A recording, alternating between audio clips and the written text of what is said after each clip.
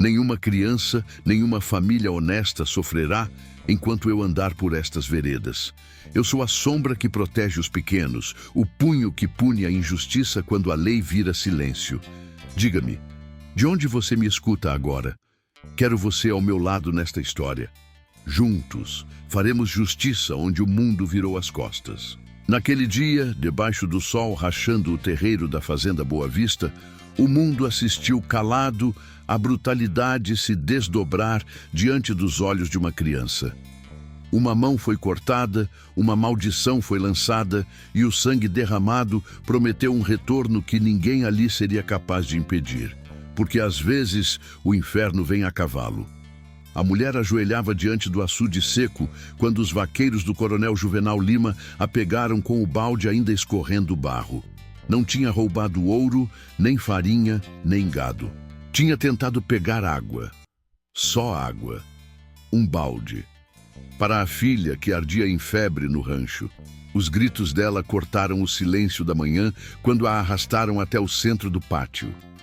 O coronel estava sentado numa cadeira de couro trançado, com a perna cruzada e um copo de cachaça na mão.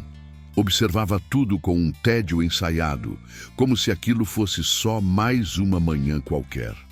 Os moradores da fazenda assistiam calados, encostados nas paredes, olhos baixos, medo preso no estômago. "Ah, aqui ninguém rouba o que é meu", disse o coronel levantando-se. Estava vestido feito um político de capital. Camisa engomada, suspensório, chapéu branco. Caminhou até a mulher e apontou para o chão com a ponta do facão. "Deita o braço aí, mulher, e agradeça que é só a mão." Ela chorava, não dizia nada. Ao lado, a filha, uma menina de uns 6 anos, pele escura e cabelo ralo colado na testa suada, tentava segurar o choro. "Foi por mim, seu moço. Mamãe só queria água para mim." O coronel olhou para a menina com um meio sorriso. "Pois então ela vai perder a mão que usava para te acariciar." Ele virou-se para os empregados. "Segura firme. Se escapar, corto 2 vezes." 2 homens a seguraram. A mulher gritou. O facão desceu. Um som seco. A mão ficou no chão. O corpo dela tombou para o lado, desmaiado. A menina caiu de joelhos e soltou o que ninguém teve coragem de dizer. "Que Lampião venha lhe buscar, seu miserável. Que Deus mande o cangaço comer sua alma." A frase voou pelo ar como uma faísca em campo de palha. O coronel congelou por um segundo, depois soltou uma risada. "Essa aí vai virar rezadeira se não morrer de sede antes." Na lateral do pátio, encostado na sombra magra de um galpão, estava ele. Jaqueta escura, chapéu de aba larga, rifle no ombro e um olhar que não tremia. Ninguém percebeu sua presença, exceto um dos homens mais antigos do lugar, que o reconheceu de longe. Era Virgulino Ferreira da Silva. Lampião observou tudo sem mexer um músculo. Quando a menina se ajoelhou ao lado da mãe desmaiada, ele virou-se para Zé Baiano, que estava a 2 passos, e falou baixo. "Marca esse nome, Coronel Juvenal Lima. Esse homem cavou o próprio fim hoje." Virou as costas, puxou o lenço sobre o rosto e desapareceu entre os fundos da caatinga. Mas a terra sabia. Algo tinha sido mexido ali. Uma linha foi ultrapassada, uma maldição foi lançada e uma dívida de sangue estava prestes a ser cobrada.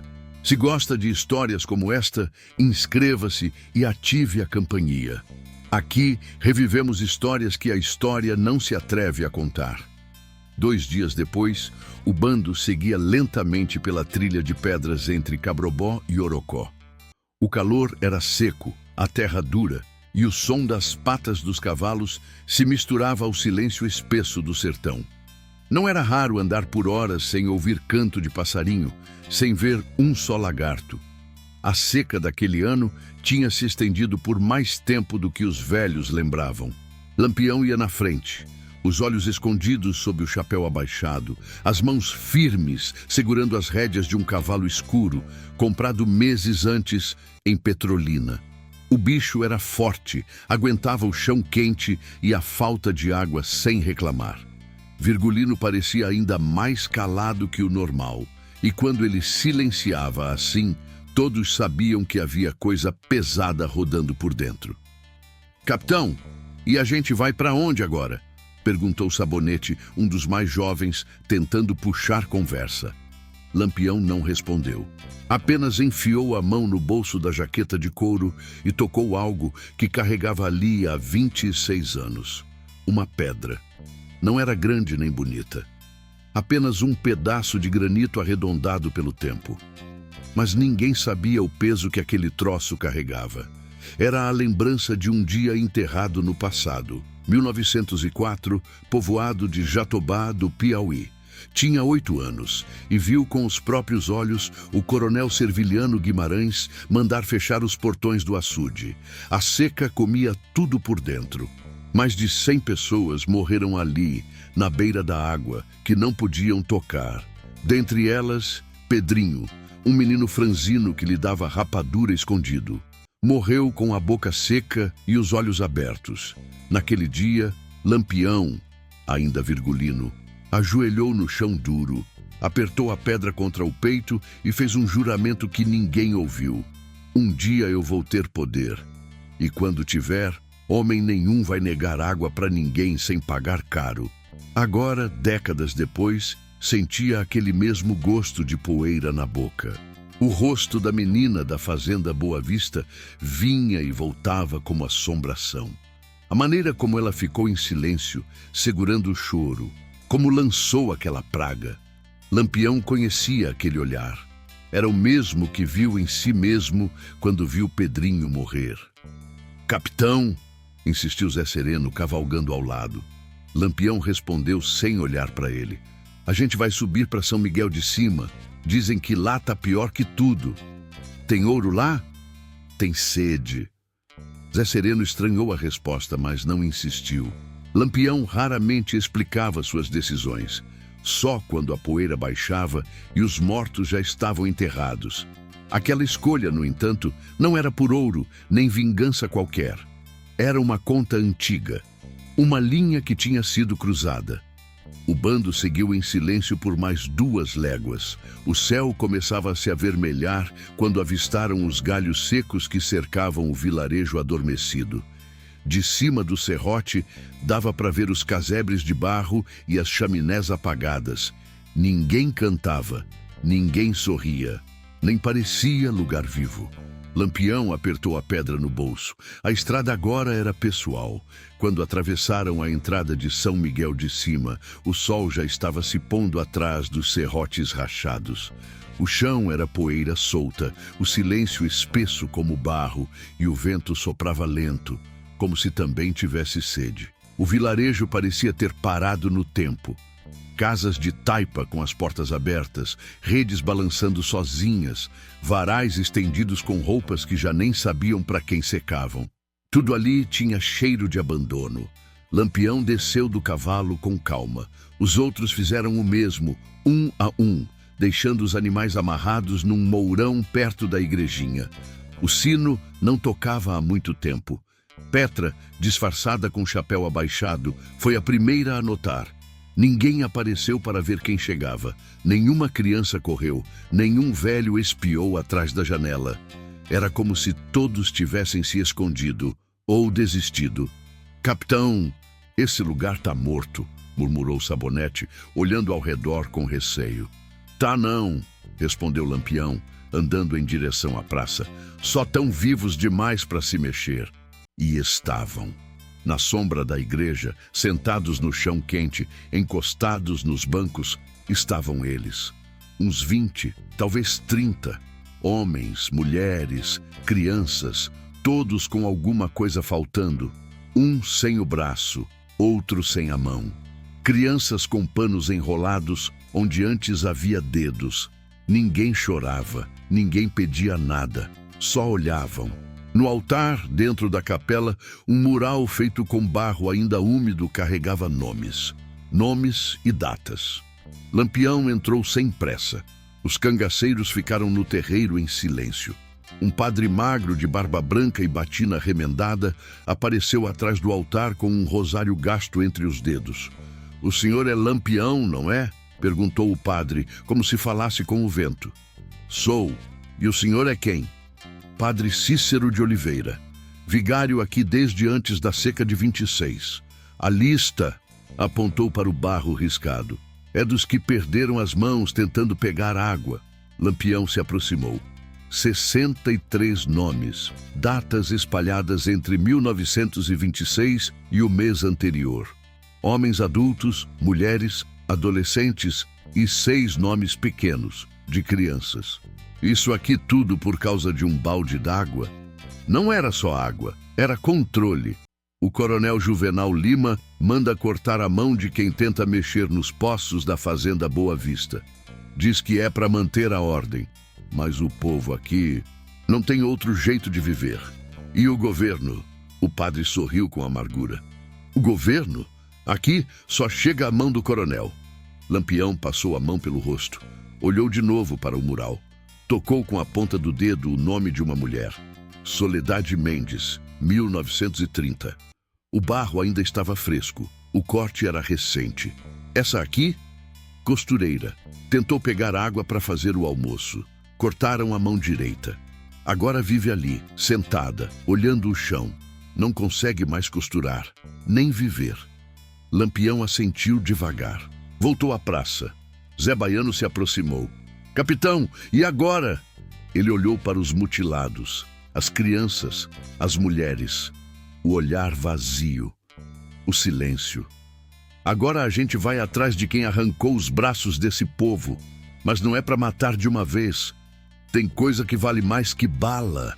No fim da tarde, quando o céu do sertão ficava laranja como brasa e o calor começava a ceder, Lampião caminhava entre os casebres de São Miguel de Cima.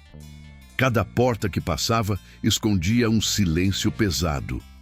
Não de medo, mas de cansaço, de gente que já não esperava mais nada. Petra vinha logo atrás, junto com Zé Sereno e Sabonete. A missão era clara: encontrar alguém que conhecesse a fazenda Boa Vista por dentro. Alguém que tivesse pisado lá, mesmo que fosse do lado errado da história.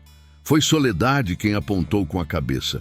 Não falou nada, só virou os olhos em direção a um mocambo isolado na beira da trilha. Um monte de barro e palha, quase escondido entre 2 pedras. Estava sentada na sombra da igreja, com o braço enfaixado e a boca seca. Lampião assentiu e seguiu na direção que ela indicava. Ao se aproximarem, um ruído leve veio de dentro. Passos hesitantes. Um corpo que se mexia. Lampião não precisou bater. O homem saiu por conta própria, com os olhos arregalados, o rosto magro e a barba por fazer. Tinha por volta dos 30, mas parecia carregar 50 nas costas. Era Estevão Cruz, ex-capanga do coronel.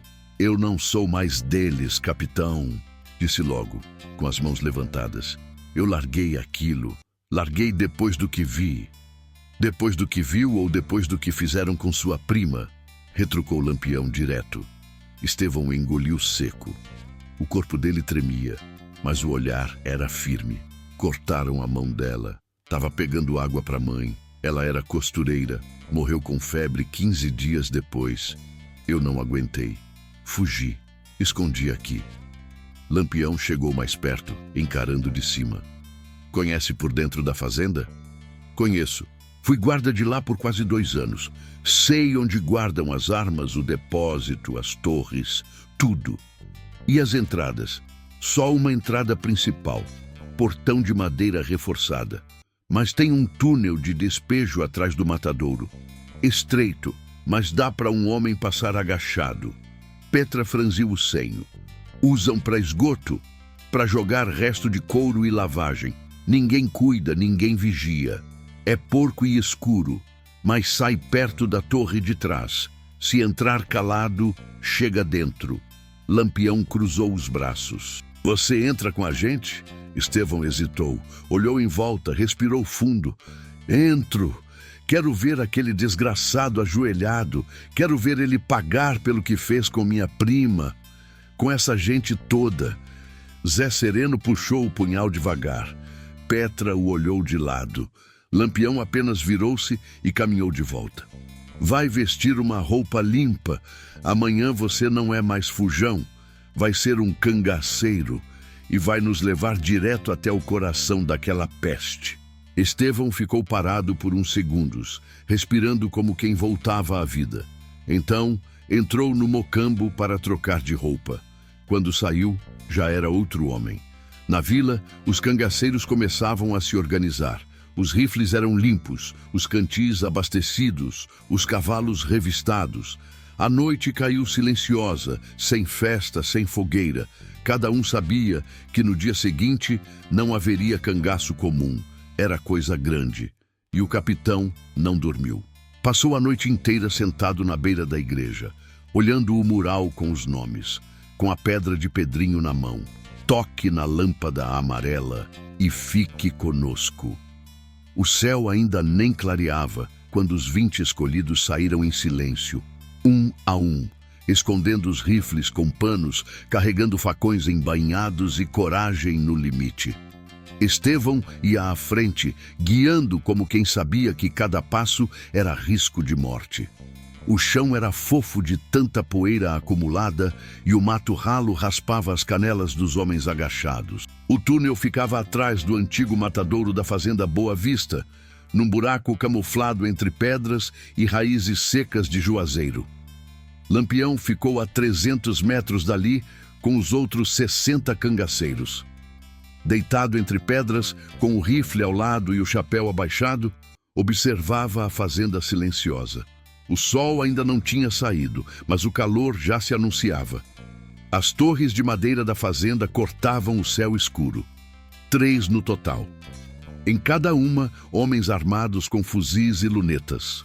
A casa grande ficava ao centro, murada, com cercas de estaca e portões duplos. Era uma fortaleza, pensada para resistir. Zé Baiano roía um pedaço de couro de boi. Petra limpava a lâmina com um pano úmido. Sabonete fazia o sinal da cruz. Ninguém falava. Sabiam que, se o túnel fosse descoberto, os homens de dentro seriam fuzilados antes mesmo de ver a luz. E, se não conseguissem abrir o portão, bem, os de fora teriam o mesmo destino. Dentro do túnel, Estevão guiava os infiltrados num espaço de não mais que 70 centímetros de altura. Cheiro de podridão, umidade acumulada, o som de ratos correndo adiante. Rastejavam por 20 minutos até ver a luz do lado de dentro. Uma grade coberta de folhas secas dava acesso ao curral dos fundos da fazenda. Era ali que saíam. Rastejaram em silêncio, um a um, até a sombra do primeiro barracão. A fazenda ainda dormia. Mas nem tudo sai como o plano espera. Um dos cangaceiros pisou em falso. A madeira rangeu. Um vigia viu. Um tiro ecoou. "Forasteiros!" gritou alguém de dentro. Os cangaceiros dispararam em resposta. A paz foi rasgada por fogo.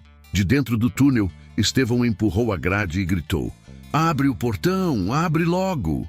Do lado de fora, Lampião ouviu o primeiro tiro. Um segundo depois, o portão da fazenda começou a ranger. Abria devagar, centímetro por centímetro. Lampião levantou, jogou o lenço para o pescoço. Gritou: "Agora!" 60 cangaceiros partiram como uma avalanche. O chão tremeu com o galope. A poeira subiu em redemoinho. Os rifles brilharam ao primeiro raio de sol. As torres abriram fogo. Balas cortavam o ar como navalha. O primeiro a cair foi Lídio, atingido no peito. Zé Rufino tomou um tiro no ombro e não parou. 2 cavalos tombaram antes do portão abrir por completo. Mas a tropa entrou. Dentro da fazenda era o inferno. Estevão já tinha tomado um disparo de raspão no braço. 2 dos homens que vieram pelo túnel estavam mortos. Petra atirava de trás de um cocho, cobrindo os que entravam. O barulho era ensurdecedor.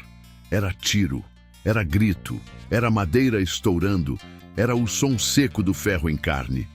Lampião entrou a pé, rifle na mão. Deu 2 tiros para dentro da casa grande e viu um homem cair. Olhou para o lado. Sabonete estava caído, sangue na boca. Mais 2 cangaceiros se arrastavam pelo chão, tentando alcançar cobertura. Lampião virou-se para Zé Baiano, que vinha logo atrás. Toma a torre da esquerda! E o senhor? Eu vou buscar o coronel. Enquanto a batalha rugia ao redor, Lampião atravessava o pátio como quem atravessa um pesadelo antigo. Sabia onde ele estaria. E sabia que ainda não era hora de matá-lo.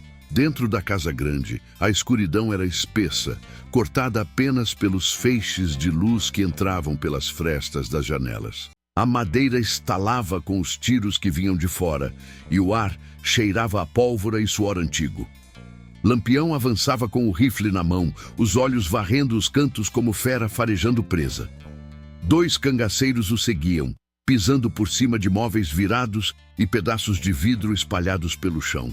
Na cozinha, 3 homens armados esperavam. O primeiro apontou o fuzil, mas não teve tempo de atirar. Lampião disparou no meio do peito. O segundo tentou correr, mas Zé Baiano acertou-lhe o joelho. O terceiro se escondeu atrás da porta, mas bastou o barulho de sua respiração para ser descoberto. Um chute, uma coronhada e caiu desacordado. Lampião não procurava confronto. Procurava ele, Juvenal Lima, o homem que mandava cortar mãos como quem poda galho seco, o dono da água, o fazedor de mutilados. Na sala principal, quadros de moldura grossa mostravam paisagens da França, cavalos ingleses e retratos do próprio coronel com medalhas no peito. Um luxo ofensivo naquele mundo de sede. Cadeiras de couro, cortinas importadas, estantes com garrafas de vinho do Porto.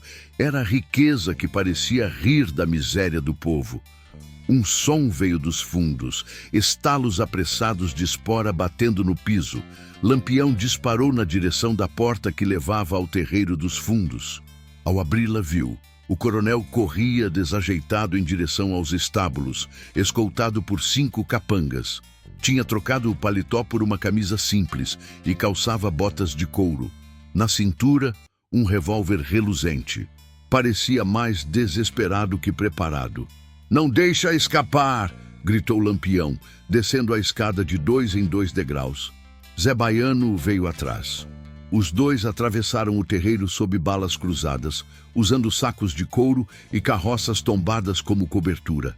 Um dos capangas de Juvenal tombou com um tiro no pescoço. Outro tentou barrar a porta dos estábulos, mas Petra chegou por trás e cravou-lhe a faca entre as costelas. O coronel gritava ordens que ninguém mais ouvia. Lampião chegou por trás como sombra. Agarrou Juvenal pelos ombros e o puxou do cavalo, jogando-o na lama ressecada.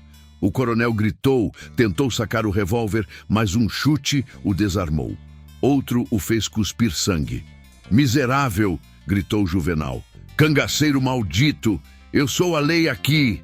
"Aqui não tem mais lei sua nenhuma", respondeu Lampião, agarrando-o pelos cabelos e arrastando-o pelo terreiro, na frente de todos. O portão da frente estava aberto. Os cangaceiros estavam sujos, feridos, mas de pé. No chão, corpos de ambos os lados. Petra se ajoelhava ao lado de Estevão, que sangrava no ombro, mas sorria. Tinha cumprido a promessa. O povo de São Miguel de Cima começou a chegar. Vieram andando, cambaleando, arrastando sandálias, alguns com os braços enfaixados, outros apenas com os cotos cobertos por panos. Formaram um semicírculo ao redor do terreiro da fazenda. Lampião jogou o coronel no centro, na frente de todos. Soledade, com o olhar calmo, se aproximou. "Esse é o homem que fez a gente virar metade." O coronel tentava falar, mas ninguém mais lhe escutava. Lampião tirou do alforje uma colher de alumínio, daquelas comuns em qualquer casa do sertão. Mostrou para todos. "Ele vai cavar um poço, com isso aqui, até achar água, ou até as mãos dele acabarem." "Tá louco? Isso é castigo de cangaceiro!" gritou o coronel. "Não", respondeu Lampião baixo. "Isso é justiça de quem já perdeu tudo e aprendeu a viver com o resto." Naquele instante, a multidão silenciosa que o cercava não queria vingança. Queria ver, queria testemunhar. porque naquele pedaço de chão, pela primeira vez, quem mandava estava de joelhos. Sob o sol de janeiro, o terreiro da fazenda virou um altar improvisado de justiça. Juvenal Lima, o homem que por anos governou o sertão com ordens secas e mãos de ferro, agora cavava. Não com enxada nem com pá. Cavava com uma colher de alumínio. O cabo da colher, torto, coberto de sangue seco e terra dura, tremia nas mãos do coronel. Lampião, com o chapéu de couro lançado sobre os olhos, observava de longe, sem pressa. Os cangaceiros montavam guarda. O povo, antes calado, agora murmurava orações e palavras de encorajamento. Algumas mulheres jogavam água numa cabaça para aliviar o calor dos mutilados. Os homens assistiam com olhos de quem nunca achou que veria o mundo virar do avesso. O chão era duro. Era o mesmo solo que os trabalhadores da fazenda, aqueles que perderam mãos, dedos e esperança, tentavam romper há anos com ferramentas velhas. Agora, era Juvenal quem batia contra ele, suando como um condenado. Cada batida da colher fazia um som abafado, ritmado, triste, um som que ressoava como penitência. Soledade, sentada numa cadeira de palha, não desviava os olhos. Ela havia sido costureira da fazenda, depois servente, depois apenas mais uma das que viviam sob o regime do coronel. Perdera o marido em uma seca e o filho para a fome. Quando Lampião entrou naquela vila com olhos de guerra e nome de lenda, ela soube. Era agora ou nunca. Zé Baiano cochichou no ouvido de Lampião. Ele vai morrer antes de achar água. E talvez isso seja justiça. E se a gente achar água primeiro, Lampião pensou. Não era um assassino gratuito, era um homem de códigos. Seu nome era temido. Mas dentro dele ainda restava aquela centelha de menino sertanejo que via a mãe lavar roupa no riacho e o pai agradecer aos céus por cada balde cheio. Se a água vier, disse, o povo decide o que fazer com ele. Foram 3 dias. 3 dias de vigilância sob o sol rachado. O coronel cavava com a colher, as mãos esfoladas, os joelhos em carne viva. A cada descanso, recebia apenas farinha seca e um pouco de rapadura. Água lhe era negada, não por crueldade, mas por ironia. Ele que havia vendido cada gota por preços absurdos, agora implorava por um gole. No 4º dia, um barulho diferente, um som de terra cedendo, um murmúrio de esperança atravessou a vila. Juvenal gritou, apontando para o buraco. Tá molhada! A terra tá molhada! Correram até lá. Petra enfiou a mão no fundo. Lamacenta, suada, mas molhada. Escavou com as próprias mãos até a umidade se transformar em água turva. Alguns gritaram, outros choraram. O milagre tinha nome, justiça. Lampião sorriu de lado, pegou uma cabaça, encheu com a água barrenta e entregou à primeira criança da vila que se aproximou. Ela bebeu com sede de vida. Que se abra um poço aqui, disse ele, apontando para o chão cavado, e que se chame Poço da Promessa. Petra se aproximou de Lampião, suja de barro e sangue, com os olhos brilhando de emoção. E o coronel?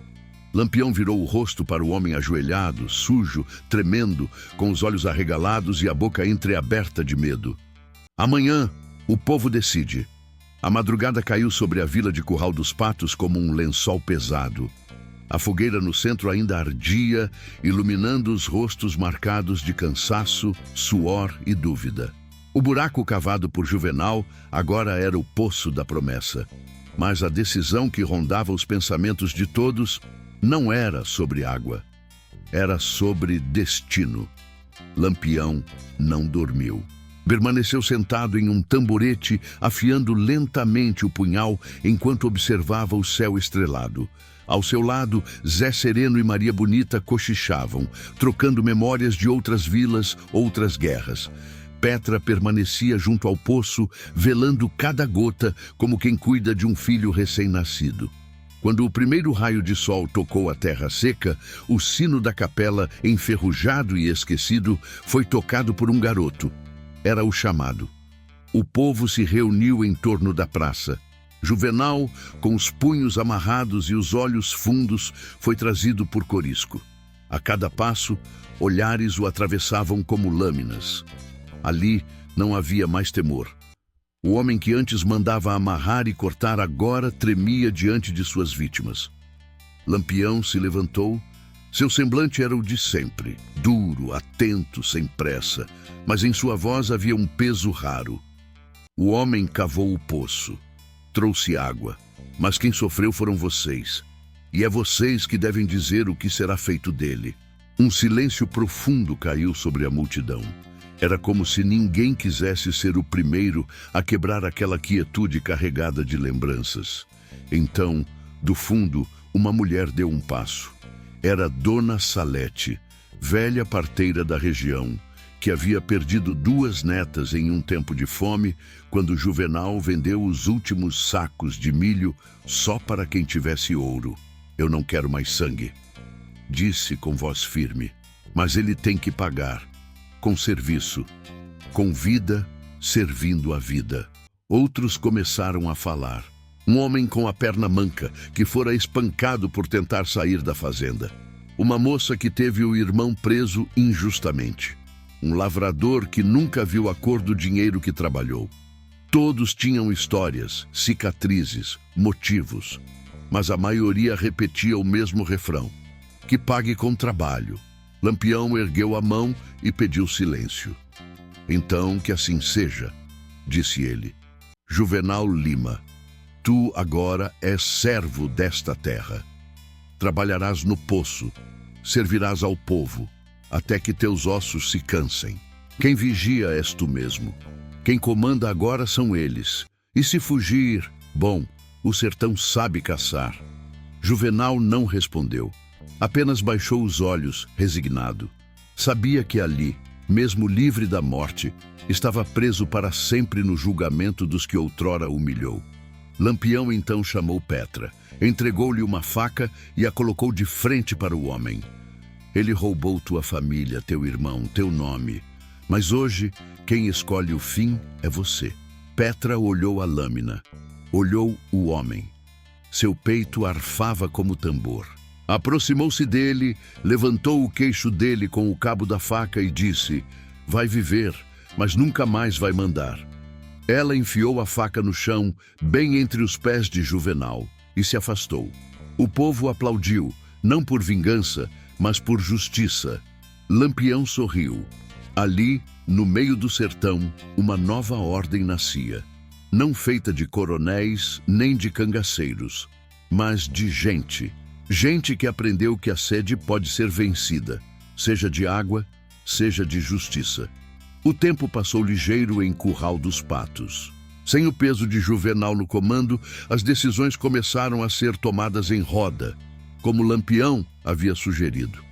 Cada morador tinha voz, mesmo que pouca, e isso bastava para que as coisas se ajeitassem aos poucos. O poço escavado por mãos de castigo agora era um bem coletivo. Petra cuidava dele com devoção, e o povo, pela primeira vez em anos, experimentava o gosto da liberdade misturado à água fresca. Juvenal, por sua vez, se tornou uma sombra. Andava com a cabeça baixa, carregando baldes, limpando caminhos, lavando roupas. Ninguém lhe dirigia a palavra além do necessário. Ele não era mais temido, mas também não era aceito. Era apenas o que restava de um império desmoronado. Lampião sabia que não poderia ficar. Ele e os seus não pertenciam à calmaria. Estavam marcados, condenados a viver nas beiradas da lei e da memória. Por isso, numa manhã de céu limpo, enquanto os sinos batiam para anunciar o domingo, ele chamou Petra para um último acerto. Estavam sentados à sombra de um umbuzeiro, olhando o vilarejo de longe. Petra sabia o que viria. A senhora tem coragem. Coragem que falta em muito homem, disse Lampião, sem olhar diretamente para ela. Esta terra agora é tua. Protege ela como proteges teu sangue. Mas lembra, vai ter dia que tua coragem vai vacilar. Quando isso acontecer, pensa em tudo o que tu já perdeu e tudo que salvou. Ela assentiu com os olhos marejados. Queria pedir que ele ficasse, mas sabia que aquele homem não pertencia ao mesmo mundo que ela. Ele era forjado no fogo, criado na mira do fuzil e alimentado por causas maiores do que o sossego. Lampião montou no cavalo, ajustou o chapéu de couro e olhou uma última vez para o povo reunido na praça. Deu um leve aceno com a cabeça. Não precisava de discursos. Maria Bonita o seguiu, e logo atrás, Zé Sereno, Corisco e o restante do bando. Ao saírem pelo mesmo caminho por onde entraram dias antes, não havia medo. Apenas respeito e silêncio. Um silêncio que dizia mais do que qualquer palavra. No caminho de volta pela Caatinga, Lampião cruzou com vaqueiros, romeiros, retirantes. Muitos se benziam ao reconhecê-lo, outros apenas observavam. A fama dele, naquele trecho de Pernambuco, Alagoas e Sergipe, já era maior do que a lenda. Era como uma estrela errante do sertão. Ninguém sabia onde ia parar, mas todo mundo se lembrava quando passava. Ao chegar a um mirante natural entre os morros, parou. Olhou para o horizonte seco, mas repleto de vida. Respirou fundo. Estava cansado. Não do corpo, mas da alma. Aquilo que carregava dentro já não era mais só dele. Era de todo o povo que tinha acreditado que justiça podia nascer fora do papel e da farda. Corisco se aproximou e perguntou: "Para onde agora, capitão?" Lampião respondeu sem hesitar: "Onde a injustiça chamar." E cavalgou adiante, sumindo entre os espinhos e o pó da estrada, como um presságio, como um trovão que ainda ecoava, mesmo quando o céu já estava limpo. Meses depois da partida de Lampião, Curral dos Patos parecia outro lugar. As feiras passaram a atrair gente de longe e o terreiro onde antes se enforcava, agora era palco de cantorias e ladainhas. Petra, mesmo com as mãos calejadas, erguia a cabeça com altivez. Nunca quis ser heroína, mas se tornara a espinha dorsal daquela terra. O nome de Lampião, no entanto, não deixou de ser sussurrado. Uns falavam com temor, outros com admiração. Ele era lembrado não só pelos tiros disparados, mas pelo silêncio que deixou. Um silêncio pesado, como se até o sertão tivesse parado para escutar o que viria depois dele. Certa tarde, um grupo de viajantes vindos de Tacaratu chegou à vila. Falavam de uma emboscada montada pelo governo perto da fazenda Angicos, no coração de Sergipe. Diziam que a volante estava atrás de uma tropa de cangaceiros e que tinham armado o cerco com a ajuda de informantes locais. Petra ouviu tudo em silêncio, sem pestanejar. Quando perguntaram se conhecia Lampião, ela respondeu apenas: "Conheci e conheço, porque homem como ele não morre só com bala, morre com o tempo. E o tempo ainda não chegou para ele." Mas os dias seguintes trouxeram nuvens pesadas. No dia 28 de julho de 1938, um tropeiro jogou no meio da praça um exemplar velho de jornal, amarrotado e manchado de poeira. Na manchete, em letras garrafais, lia-se: "Lampião morto em emboscada, cabeças expostas como troféu." Petra não quis ver a foto, não precisava. A imagem de Lampião que ela guardava era a do homem que tirou Juvenal da sua casa, que libertou a vila, que partiu com os olhos firmes no horizonte. Não aquele rosto desfigurado em preto e branco, com o chapéu ao lado e a barba suja de terra. A notícia se espalhou como fogo em palha seca. Os homens cochichavam nos cantos, as mulheres murmuravam preces. Houve quem celebrasse. Mas em Curral dos Patos não houve festa. Só um silêncio diferente, não de medo, mas de luto. Numa noite sem lua, Petra foi sozinha até o antigo poço. Levou um lampião aceso e uma carta que guardava há meses, escrita à mão, com caligrafia firme e direta. Nela, Lampião agradecia a coragem, a resistência e dizia que, se o mundo fosse outro, teria deixado o cangaço ali mesmo, só para viver dias inteiros ao lado de gente como ela. Petra queimou a carta ali mesmo, vendo as palavras virarem brasa. deixou o lampião aceso sobre a pedra do poço e partiu, sem olhar para trás. No sertão, dizem que até hoje, quando a noite se espalha e o vento muda de rumo, há quem veja uma pequena luz tremeluzente no alto de um morro. Uns acham que é só ilusão. Outros juram que é o espírito de Lampião, ainda cavalgando, esperando o tempo certo para voltar. Porque certas histórias, mesmo quando chegam ao fim, continuam sendo contadas.